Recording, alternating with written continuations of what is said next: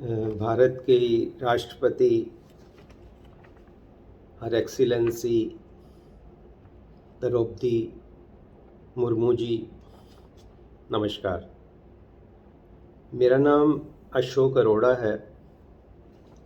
मैं पिछले 50 साल से कानून पढ़ भी रहा हूँ और पढ़ा भी रहा हूँ। इंट्रोडक्शन के लिए सिर्फ इतना काफ़ी है कि जो प्रेजेंट चीफ जस्टिस इंडिया है वो भी मेरे जूनियर हैं कॉलेज में, और इसका मतलब बाकी सारे जज तो हो ही गए। सिर्फ इतना कि भारत के नहीं, दुनिया के इतिहास में भी मैं पहला और आखिरी व्यक्ति हूँ जो 3 बार डिस्ट्रिक्ट बार का और 3 बार सुप्रीम कोर्ट बार का सेक्रेटरी बना। मेरा आपसे आज निवेदन, रिक्वेस्ट, गुजारिश सिर्फ इतनी है कि इलेक्शन रिज़ल्ट 4 तारीख शाम तक आ जाएंगे। आपको अच्छे से मालूम है, ये आपकी पावर है, आपकी डिस्क्रिशन है कि आप किसको इनवाइट करते हैं सरकार बनाने के लिए। मैं जितना आपके बारे में पढ़ा है, मेरा आपके लिए बहुत आदर है, और मुझे पक्का पता है कि आपको इस बात का इल्म है, ज्ञान है और अवेयरनेस है कि भारत एक न्यूक्लियर पावर है। भारत की बागडोर एक ऐसे व्यक्ति के हाथ में होनी चाहिए जो कम से कम बैलेंस है, स्टेट्समैन है। कानून की अगर हम बात करें तो कानून के मुताबिक सिंगल लार्जेस्ट पार्टी अगर उसकी मेजॉरिटी है तो उसके लीडर को आप इनवाइट कर सकते हैं, करना भी चाहिए। सिंगल लार्जेस्ट पार्टी की अगर मेजॉरिटी नहीं है तो प्री पोल अलायंस, इलेक्शन से पहले जिनकी आपस में एक अलायंस था, उनकी अगर बनती है तो उनको भी बुला सकते हैं। अगर प्री पोल अलायंस नहीं है तो पोस्ट पोल अलायंस भी हो सकता है। पोस्ट पोल अलायंस में आपको लगे कि ये सरकार, ये पार्टी सारी मिलके एक स्थिर सरकार सबसे ज़्यादा ज़रूरी चीज़ है। और सबसे ज़रूरी चीज़ ये भी हमें याद रखना है कि single largest party is not a magic stick. ये कोई जादू की छड़ी नहीं है कि जिसकी सिंगल लार्जेस्ट पार्टी का जो भी लीडर बनेगा उसको आपने ज़रूर इनवाइट करना है। ये आपकी डिस्क्रिशन है, और ये डिस्क्रिशन, ये पावर आपको अपने अगले 3 साल में कभी इस्तेमाल करने का मौका आएगा या नहीं आएगा, ये कोई नहीं जानता है। तो ये हो सकता है ये आपके जीवन का, खाली राष्ट्रपति के टेन्योर का नहीं, आपके जीवन का ये सबसे इम्पॉर्टेंट फैसला हो। ऐसा बड़ा फैसला लेने का शायद आपको दोबारा मौका मिले या ना मिले, ये कोई नहीं जानता है। इसलिए ये बात बहुत ज़रूरी दिमाग में रखनी है। मेरे को लगता है कि हमें सबको सोचनी चाहिए। कुछ चीज़ें बहुत ज़रूरी हैं। एक व्यक्ति को मेरे को लगता है कि आपको इनवाइट बिल्कुल नहीं करना चाहिए। जैसा मैंने कहा कि सिंगल लार्जेस्ट पार्टी का लीडर कोई मैजिक स्टिक नहीं है। टाइम्स मैगज़ीन ने छापा इस व्यक्ति के बारे में। मोदी, मैं नाम ले देता हूँ जितना मुझे पसंद नाम लेने में ठीक लग रहा है। मैं पूरा नाम लेना ही नहीं चाहता, मेरे को अच्छा नहीं लगता है। मोदी के बारे में टाइम्स मैगज़ीन ने ये छापा कि ये डिवाइडर इन चीफ है। ऑस्ट्रेलिया के न्यूज़पेपर में अभी छपा कि जिस व्यक्ति के पास पे इतने रेप के केसेस हैं, उसके लिए वोट मांग रहा था। वाशिंगटन न्यूज़ में 2 दिन पहले की खबर है कि उन्होंने कहा है यूएनओ में कि ये व्यक्ति खाली देश के लिए नहीं, पूरी दुनिया के लिए खतरा है, क्योंकि अभी भी स्पीचेस में ये बोलता है कि मैं घर में घुस के मारता हूँ। ये भाषा देखिए आप, कैसे आप उकसाते हैं, कैसे पूरे देश की नहीं दुनिया की आप शांति भंग कर रहे हैं। और इसलिए मैं कहता हूं कि ये व्यक्ति बैलेंस नहीं है। ये आपको भी पता है, आपको पक्का पता कर लें। आईबी रिपोर्ट्स जब से खिलाफ आई हैं तब से ये बौखला गया है। कभी भैंस बोलता है, कभी मंगलसूत्र बोलता है, कभी बोलता है कि आपके घर से ले जाएंगे, बिजली काट देंगे, टूटी काट देंगे, ज़्यादा बच्चे पैदा करते हैं। तो ये मैं तभी आपको कहा था मेरा 50 साल का तजुर्बा है। ये बड़े अफसोस की बात है कि पूरे देश में जो 15-16 इन्होंने इतनी, क्या कहें उसको, अफसोसजनक कह सकते हो, बदतमीज़ी की कह सकते हो, और क्राइम किया है। इसकी हर स्पीच एक क्राइम थी। और कितने अफसोस की बात है, पूरे देश में एक भी सब इंस्पेक्टर ऐसा नहीं था जो अरेस्ट कर लेता। इसके लिए वारंट की ज़रूरत नहीं है। आप नफरत फैला रहे हैं तो आपको अरेस्ट किया जा सकता है। इसकी हर स्पीच में इसको 6-6 साल की सज़ा हो सकती है। 3 साल की इलेक्शन लॉ में और 3 साल की नफरत फैलाने के लिए। तो सोचिए अगर 15 स्पीच की 90 साल की सज़ा, तो यही हो गई। पता नहीं उम्र कितनी है इसकी। तो ऐसे व्यक्ति को पूरे इलेक्शन में कहीं भी बेरोजगारी पे, महिलाओं के खिलाफ जो हो रहा है उस पे, किसानों पे, महंगाई पे बात ही नहीं करते हैं, कोई नहीं बात करते। और पूरा इनका परिवार, लोग भी तो, क्योंकि जब आप भड़काऊ भाषण पे लोगों को इनाम देते हो, गोली मारो सालों पे, तो लोग एनकरेज होते हैं। बाकी लोग भी यही बोलते हैं, इनके जो चमचे हैं सारे।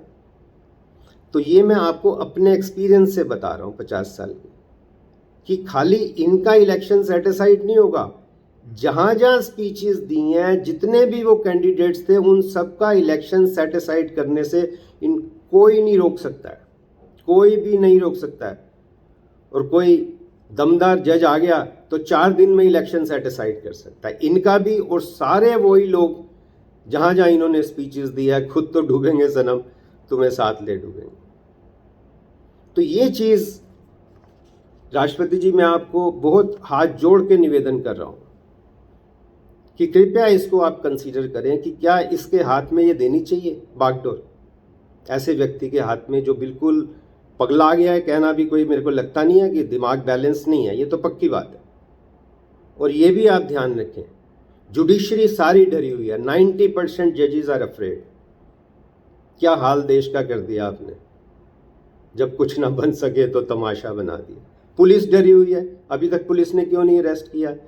इलेक्शन कमीशन तो टोटल गुलाम हो चुके हैं, पूरा ज़मीर बेच चुके हैं। नहीं तो इतनी स्पीचेस पे उन्होंने रोका ही नहीं किसी ने।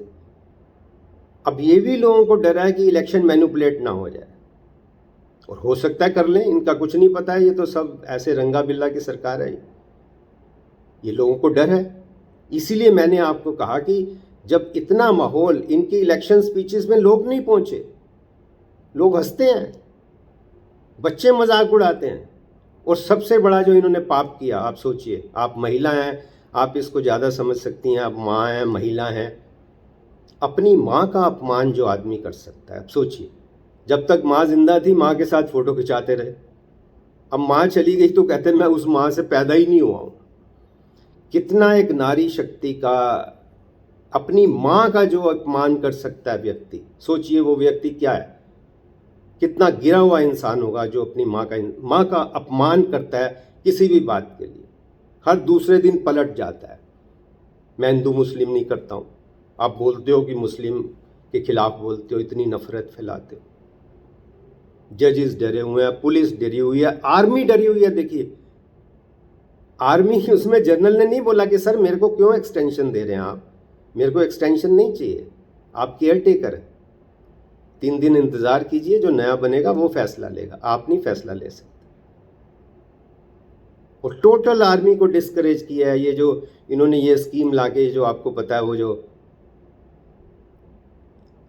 पुलवामा जो था, पुलवामा में जो शहीद हुए वो सरकार की गलती से, लापरवाही से हुए।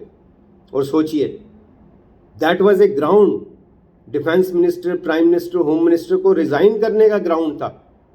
और इसको अडवाणी ठीक कहते हैं कि इवेंट मैनेजर है, उसको बेच दिया। बताइए, अपनी गलती को बेच दिया। That was a ground for them to resign. उसको ऐसा माहौल बनाया, इवेंट बनाया कि लोगों को होश ही नहीं रही, लोगों को पागल कर रखा है। सतपाल मलिक जी ने जो एक स्टेटमेंट दिया, उससे इंसान का पता लगता है कि कितना गिरा हुआ इंसान है। जब उन्होंने बताया कि 700 किसान मर गए तो कहते वो मेरे लिए मरे। सोचिए कितना, इनका तो पूरा एक इतिहास लिखा जाएगा। इनका तो जन्म ही उस पे हुआ। आपको पता है जो दंगे करा के तो इनकी राजनीति शुरू हुई। 3000 लोग मरवा के आपने अपनी राजनीति शुरू की है।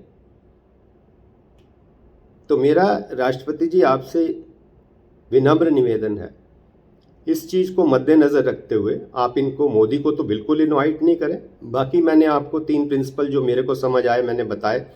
Single largest party, single largest की majority in India, pre poll alliance, pre poll alliance नहीं है तो पोस्ट पोल अलायंस। लेकिन ऐसा नहीं कहें कि ये आपकी 200 सीटें आई है आप सरकार बना के मौका दे देंगे 30 दिन का ना, वो कम से कम माफ़ करना, बिल्कुल मत करना। उससे तो ये खरीद फरोख्त शुरू हो जाती है, बिल्कुल शुरू हो जाती है। तो आप पहले से ही देखें कि ये ऐसा धंधा तो नहीं कर लेंगे। देखिए कितनी सरकारें गिराई इन्होंने, कितनी सरकारें गिराई। इनका तो पाप का इतना मटका भर चुका है, मेरे को लगता है भर चुका है। और मैं, आप मेरी छोटी बहन भी हैं, मैं थोड़ी ये आज्ञा ले लेता हूँ, आपसे हाथ जोड़ के आज्ञा ले लेता हूँ कि राष्ट्रपति तो हैं ही, मेरे से 2 साल छोटी हैं, मैंने देखा है। तो आपको वो कहते हैं ना कि उनको पता भी चले, वो खफा भी ना हो, इतनी एहतियात से कोई दिल की बात कैसे करे। या फिर मैं आपके लिए ये पढ़ देता हूँ अपनी बहन के लिए कि किस शौक़, किस तमन्ना, किस दर्जा सादगी से हम आपकी शिकायत करते हैं आप ही से। आपका भी इन्होंने कोई मान नहीं रखा है माफ़ करना। आपके पास ग्राउंड था रिज़ाइन करने का जब पार्लियामेंट का इनाग्रेशन प्राइम मिनिस्टर ने कर दिया। हेड ऑफ द स्टेट आप हैं, आपको करना चाहिए था। कितना आपका अपमान किया। मंदिर का उद्घाटन आपको करना चाहिए था, इसको नहीं करना चाहिए था। मैं इसको ही कहता हूँ, इनको नहीं कहता। मैं बिल्कुल, मेरे दिल से निकलता ही नहीं है कि इनको, इसको नहीं करना चाहिए था। आपकी वो तस्वीर, मैं तभी, छोटी बहन है माफ़ करना, हाथ जोड़ के कह रहा हूँ, क्योंकि राष्ट्रपति का अपमान है जिसमें अडवाणी और ये बैठे हैं और आप खड़े हुए हैं। सोचिए आप, कितना गिरा हुआ इंसान, और उसको पूरा सर्कुलेट करते हैं। आपके प्रेसिडेंट हाउस पे पूरा कब्जा है इनका। ये मैं आपको एज इन्वेस्टिगेटिव जर्नलिस्ट कह लीजिए, लॉयर कह लीजिए, क्रिमिनल लॉयर इन्वेस्टिगेशन कह लीजिए, पूरा कब्जा है इसका। तो क्या मैसेज दे रहे हैं? आपका इतना अपमान हो रहा है, आप पूछते ही नहीं है। फैसले सरकार लेती है, लेकिन एट द सेम टाइम आप सरकार से ज़रूर पूछ सकते हैं एक महिला होने के नाते कि मणिपुर वायलेंस पे क्या हो रहा है, किसानों की आत्महत्या क्यों हो रही है। आप सवाल तो पूछ सकते हैं कि नहीं? खाली प्रोटोकॉल के लिए नहीं है आप।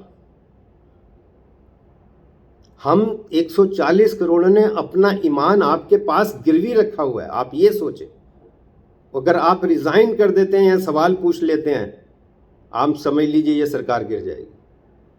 आप में इतनी ताकत है, आप पार्लियामेंट के टाइम पे रिज़ाइन कर जाते, सरकार ये गिर जाती, 100% गिर जाती। देश में इतना माहौल बन जाता कि आप अपनी, जो बंदा अपनी माँ को बेच रहा है, हर पोजीशन को बेच रहा है, वोट मांगते हैं इस बात पे कि हमने महिला को बना दिया, आदिवासी को बना दिया।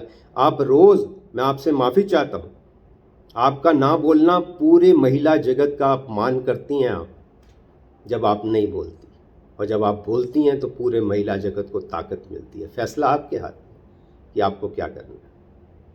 और मैं ये नहीं कह रहा मेरी बात मानो, मैंने एक लिस्ट बनाई है, कितने लोग जो ईमानदार लोग हैं, ऐसे जज हैं। आप सरकारी वकील से बात मत कर लेना। सरकारी वकील तो 90% चोर हैं, ईमान बेच चुके हैं। जैसे वो आपका तुषार मेहता, मनिंदर सिंह, आप देखिए इनकी बहस। सरकारी वकील से नहीं, सरकारी जज से नहीं। मैं आपको जज बताता हूँ जिनका एक इमेज है, justice Venkatachaliah, justice Santosh Hegde, justice Arjan Sikri, justice Madan Lokur, justice Kurian Joseph, justice Rohinton Nariman, justice Qureshi, justice Muralidhar, justice AP Shah, Rajeev Dhavan senior advocate. ये मैंने 10 नाम लिखे हैं आपके लिए। आप इनसे बात करें। मैं नहीं कह रहा मेरी बात माने, मैं हाथ जोड़ के सिर्फ इतना निवेदन कर रहा हूँ कि 140 करोड़ जनता के साथ आप प्लीज़ बेइंसाफ़ी मत करें। आपको ईश्वर माफ़ नहीं करेगा, आपकी खुद आत्मा भी माफ़ नहीं करेगी आप ठीक अगर डिसीज़न नहीं लेंगे। और पूरी दुनिया में जो आदमी अशांति फैला रहा है, क्या देश को कहाँ ले गए आप, उसको तो बिल्कुल इनवाइट मत करना। आपका बहुत बहुत धन्यवाद। मैं कोशिश करता हूँ कि आप तक पहुँचे, ईमेल करता हूँ आपके सेक्रेटरी को, और मैसेज यूट्यूब पे डालते हैं तो पहुँच ही जाता है। जो 2000 लोगों को पहुँचे तो मेरे को लगता है अपने आप ही पहुँच जाता है, और अगर इतना इन्वेस्टिगेशन आपका नहीं है तो बहुत अफसोस की बात है। बहुत बहुत धन्यवाद फिर से, मेरा फिर से हाथ जोड़ के आपको प्रणाम।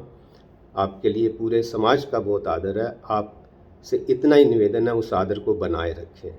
ऐसा ना हो कि लोग ये कहें कि वो सदियों ने सज़ा पाई, वो वाली हाल मत हो। मेरा ईमेल ashok.arora2310@gmail.com, इस पे मेरे को कॉन्टैक्ट किया जा सकता है। Thank you. जय हिंद।